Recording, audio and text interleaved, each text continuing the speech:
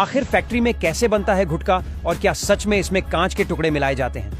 आखिर विमल के अंदर मौजूद केसर का क्या रहस्य है और क्या सच में खुद अजय देवगन भी गुटखा खाते हैं? आखिर गुटखा बनाने में कौन सी जानवर की चर्बी का इस्तेमाल किया जाता है?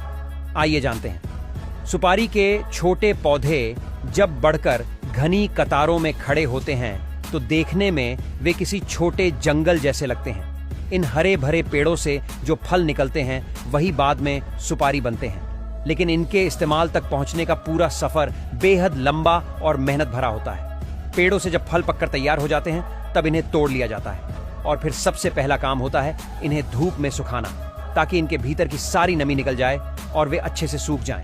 इस दौरान कई जगह प्राकृतिक धूप की बजाय कृत्रिम गर्मी का भी सहारा लिया जाता है ताकि प्रक्रिया जल्दी पूरी हो सके। जब ये ड्राई हो जाते हैं तब इन्हें औरतों को सौंपा जाता है जो इन्हें काटने का काम करती हैं। अक्सर उनकी हथेलियों पर कपड़ा बांधकर सुपारी फाड़ी जाती है, क्योंकि ये काम मुश्किल होने के साथ खतरनाक भी है। छोटे छोटे टुकड़ों में काटे जाने के बाद इनका इस्तेमाल तंबाकू और पान मसालों में मिलाने के लिए किया जाता है, और यहीं से इस पूरी कहानी का असली खतरनाक पहलू शुरू होता है। तंबाकू बनाने की प्रक्रिया शुरू होती है बीज से। गर्म इलाकों में बीजों को गीली घास या कपड़ों से ढक दिया जाता है ताकि नमी बनी रहे। करीब 8 से 10 हफ्तों में पौधा 10 इंच तक लंबा हो जाता है और फिर इन्हें खेतों में लगा दिया जाता है। इसके बाद जब पत्ते बढ़ते हैं और सूखते हैं तो असली खेल शुरू होता है। इन सूखे पत्तों को छोटे छोटे टुकड़ों में काटकर तंबाकू तैयार किया जाता है, लेकिन इसे साधारण रूप में नहीं बेचा जाता, बल्कि इसमें जो चीज मिलाई जाती है वही इसे जानलेवा और खतरनाक बनाती है, और वह है बारीक किया हुआ कांच।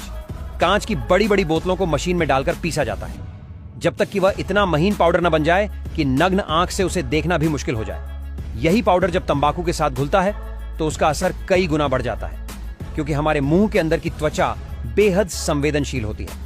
जब यह पाउडर वहां कट लगाता है और उसके ऊपर तंबाकू का रस लगता है तो तेज जलन होती है, और यही जलन नशे का एहसास और भी ज्यादा बढ़ा देती है। यही कारण है कि तंबाकू और पान मसालों का आदी इंसान इसे बार बार इस्तेमाल करने लगता है।